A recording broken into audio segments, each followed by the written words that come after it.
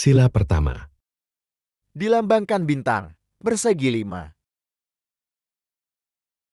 Makna bintang menggambarkan sebuah cahaya, seperti cahaya kerohanian yang berasal dari Tuhan kepada setiap manusia. Bunyi sila pertama, ketuhanan yang Maha Esa. Dari sila pertama inilah, setiap warga negara Indonesia wajib percaya dan mengakui adanya Tuhan.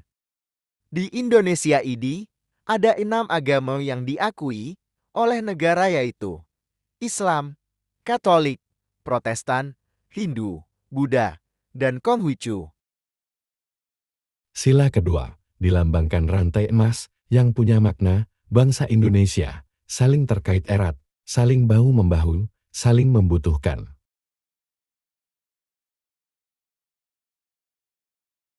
Pada sila kedua ini, punya tujuan agar rakyat Indonesia menjunjung tinggi nilai-nilai kemanusiaan dan menjunjung tinggi adab yang adiluhung dalam kehidupannya.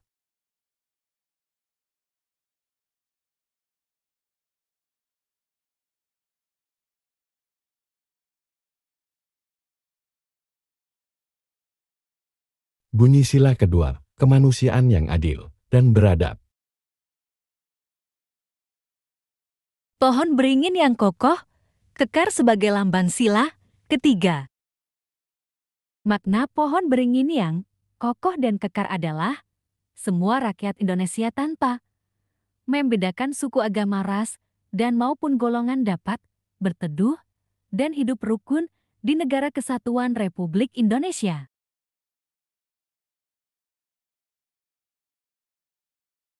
Bunyi sila ketiga dari Pancasila adalah Persatuan Indonesia. Filosofi Kepala Banteng di sila keempat dari Pancasila adalah banteng itu hewan yang suka berkumpul dan bermusyawarah.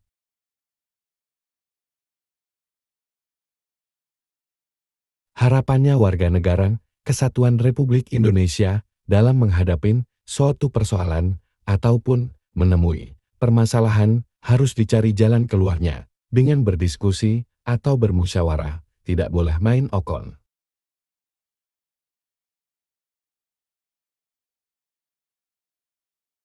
Bunyi sila keempat dari Pancasila ini adalah kerakyatan yang dipimpin oleh hikmat, kebijaksanaan dalam permusyawaratan perwakilan. Padi kapas melambangkan sila kelima dalam Pancasila sebagai simbol pangan dan sandang yang cukup dan harus dipenuhi oleh negara sebagai syarat bentuk nyata negara yang makmur dan adil kepada warga masyarakatnya. Bunyi sila kelima dari Pancasila adalah keadilan sosial bagi seluruh rakyat Indonesia. Muhammad Yamin, salah satu tokoh yang menyampaikan dasar negara pada sidang BPUPKI yang pertama mulai tanggal 29 Mei sampai 1 Juni tahun 1945. Muhammad Yamin mendapatkan kesempatan yang pertama untuk menyampaikan gagasannya untuk dijadikan dasar negara. Ada 5 gagasannya Muhammad Yamin untuk dasar negara: 1 peri kebangsaan, 2 peri kemanusiaan, 3 peri ketuhanan, 4 peri kerakyatan, 5 kesejahteraan rakyat, 5 pandangan. Muhammad Yamin tersebut disampaikan pada tanggal 29 Mei tahun 1945.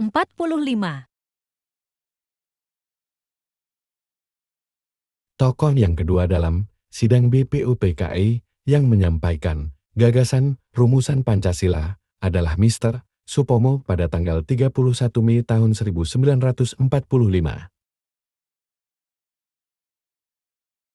Gagasan Supomo yang diajukan meliputi ke-1 persatuan, ke-2 kekeluargaan, ke-3 keseimbangan lahir batin, ke-4 musyawarah, ke-5 keadilan rakyat.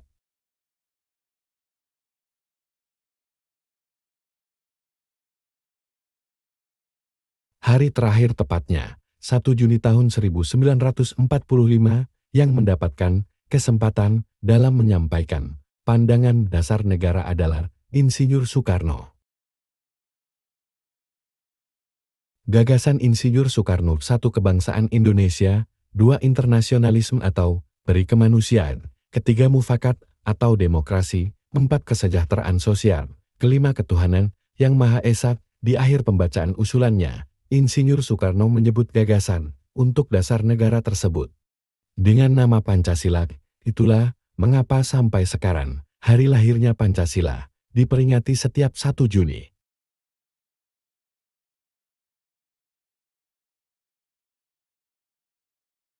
Teks dasar negara yang dirumuskan oleh Panitia 9, yang juga disebut Piagam Jakarta atau Jakarta Charter.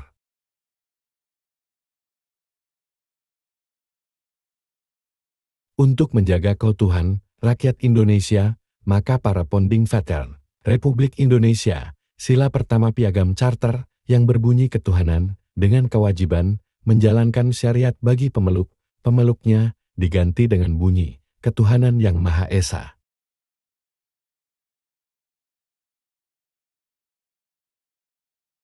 Pancasila sebagai dasar negara Indonesia disahkan pada sidang PPKI tanggal 18 Agustus tahun 1945.